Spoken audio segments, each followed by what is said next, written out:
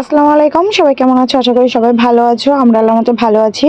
রমজানের প্রথম দিনে ছোটোখাটো একটু আয়োজন, আর এই ছোটোখাটো আয়োজনে হচ্ছে একটা খুশির সংবাদ দিব। সেটা হচ্ছে এবার রমজানে আমার ছোট্ট ছেলেটি রোজা থেকেছে, আর আলহামদুলিল্লাহ সারাদিন রোজাটা থেকে সে রোজাটা এখন কমপ্লিট করবে, আর মাত্র 10-15 মিনিট আছে ইফতারের। তো আমি আসলে ভেবেছিলাম সে লাস্টে ভেঙে দিতে পারে, তো তাকে বলাতে সে রাজি হয়ে গেছে। রোজাটা সে সম্পূর্ণই করলো আল্লাহর রহমতে। সবার জন্য দোয়া করবা, ও যেন রোজা থাকতে পারে, ওকে যেন আল্লাহ রোজা থাকার তৌফিক দান করে। আর ছোট্ট ছেলেটি এই আজকে রমজানে রোজা থাকাতে আমার বুকটা একদম ভরে গেল। আর কে কে খুশি হয়েছে তারা অবশ্যই কমেন্ট করবা। আজকে ওর জন্য ইফতার আয়োজন আনারস, কলা, খেজুর, স্ট্রবেরি, কমলা। আর এখানে আছে কাঁচা ছোলা, এটা ওর নানার জন্য। আর ছোলা এমনিতে পেঁয়াজু।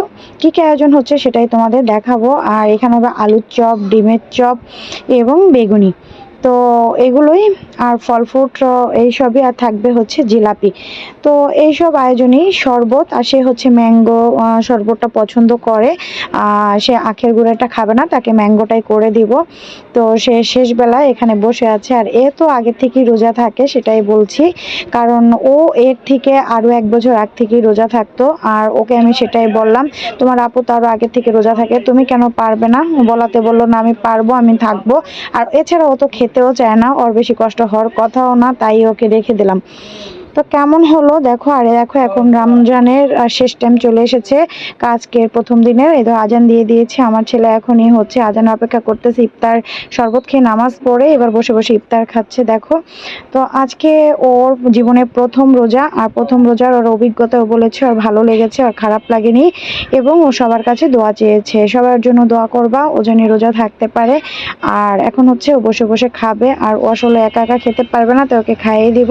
তাই ব্লগটা এখানে শেষ করতে হবে। আমি কোনো রকম ইফতার করে নিয়েছি, এবার সবাই মিলে একসাথে বসে বসে খাবো। আর এই সাইডে দেখো আমার আব্বু বসে আছে, আর আমার আব্বু হচ্ছে বলতেছে এই খাও, এই খাও। তো আমি বলতেছি ওকে বললেই খাবে, তুমি এই খাও খাও করতেছো। এই দেখো বলতেছে খাচ্ছে, আর বলতেছে। তো যাই হোক, এখন হচ্ছে আমাদের ইফতারের শেষের দিকে, কিন্তু তার ইফতার শেষ হচ্ছে না। তাকে হচ্ছে এবার ভাজা পোড়াগুলো খাই দেবো। তার নানু কল করে বলতেছে ওরে ভাত খাইয়ে দে। তা আমি বলছি না, এগুলোই খাবে, ভাতটা একটু পরে রাত্রে খাওয়াবো, থাক সবাই যা খাচ্ছি ও তাই খাক। তার নানু তো পরান যায় যায়, সে সারাদিন রোজা রয়েছে, বাবা না খেয়ে রয়েছে, মানে কি বলবো। আর তার নানু সবসময় এরকম করে, সে আমাকে নিয়ে এরকম করতো। যাই হোক, আল্লাহ হাফেজ।